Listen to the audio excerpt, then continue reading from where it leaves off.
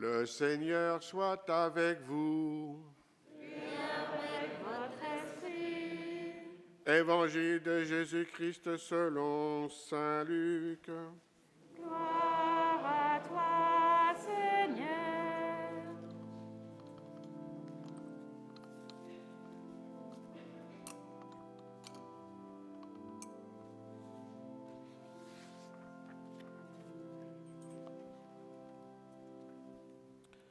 En ce temps-là, Jésus prit avec lui Pierre, Jean et Jacques, et il gravit la montagne pour prier. Pendant qu'il priait, l'aspect de son visage devint autre, et son vêtement devint d'une blancheur éblouissante. Voici que deux hommes s'entretenaient avec lui. C'étaient Moïse et Élie. Apparus dans la gloire, il parlait de son départ qui allait s'accomplir à Jérusalem. Pierre et ses compagnons étaient accablés de sommeil, mais restant éveillés, ils virent la gloire de Jésus et les deux hommes à ses côtés. Ces derniers s'éloignèrent de lui quand Pierre dit à Jésus, « Maître, il est bon que nous soyons ici. Faisons 3 tentes, une pour toi, une pour Moïse et une pour Élie. » Il ne savait pas ce qu'il disait. Pierre n'avait pas fini de parler qu'une nuée survint et les couvrit de son ombre. Ils furent saisis de frayeur lorsqu'ils y pénétrèrent. Et de la nuée, une voix se fit entendre. « Celui-ci est mon fils, celui que j'ai choisi, écoutez-le. » Et pendant que la voix se faisait entendre, il n'y avait plus que Jésus seul. Les disciples gardèrent le silence. En ces jours-là, ils ne rapportèrent à personne rien de ce qu'ils avaient vu. Acclamons la parole de Dieu. Louange à toi, Seigneur Jésus.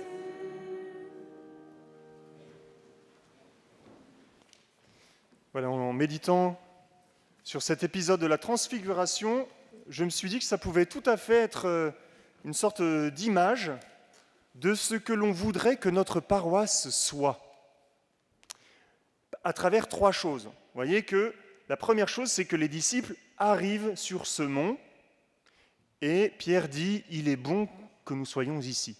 C'est-à-dire qu'ils arrivent et ils se sentent bien avec Jésus. Et je pense que tous, nous voudrions vraiment que notre paroisse, notre communauté, soit un lieu où n'importe qui puisse arriver comme ça, se sentir accueilli comme il est, avec son histoire, tel qu'il est, et se sentir bien ici, parce qu'il est accueilli, parce que vous êtes regardés, parce qu'on prend soin les uns des autres, parce qu'on a une intention les uns pour les autres.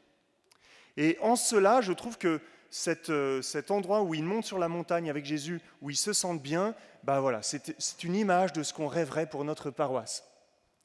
Ensuite, il y a le moment où ils sont vraiment sur la montagne, et là, les apôtres découvrent à la fois la splendeur de Jésus, la profondeur de qui il est, de sa divinité, de sa résurrection annoncée, sans oublier, et c'est là où il y a quelques divergences, parce que là, Pierre est un peu en train de l'oublier, mais sans oublier que la gloire de Dieu, elle réside dans son départ à Jérusalem dont il parle avec les autres. Donc sans oublier que la gloire vient de la croix.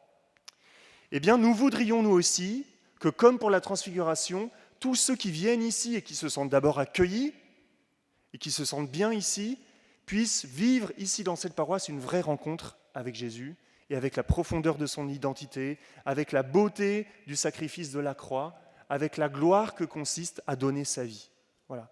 Une rencontre profonde avec Jésus, nous voudrions que cette paroisse soit le lieu de cette rencontre. Et puis troisièmement, alors là c'est immédiatement dans le texte qui suit cette transfiguration, on voit qu'ils redescendent de la montagne et qui retournent avec Jésus pour les guérisons et pour la vie quotidienne. Et nous voudrions aussi que ce ne soit pas une paroisse coupée du monde, mais qui soit au service de votre baptême dans le monde. C'est-à-dire que après être venu et s'être senti accueilli, après avoir rencontré Jésus ici dans cette paroisse, chacun puisse repartir chez lui comme ragaillardi, avec plus de force, avec la force de l'esprit, pour pouvoir vivre son baptême dans votre quotidien.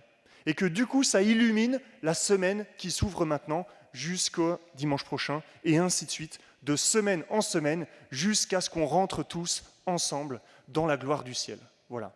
Et donc, je vous invite à relire cet épisode de la Transfiguration comme un modèle de ce qu'on voudrait que notre paroisse soit, une paroisse où on arrive et on se sent bien, on se sent accueilli, valorisé, on prend soin de nous, une paroisse où on rencontre vraiment Jésus et où on peut repartir chez soi avec plus de force. Voilà. Mon homélie s'arrête là parce qu'elle est courte aujourd'hui, parce que précisément, il va y avoir maintenant les élections pour les futurs membres du Conseil de la Mission.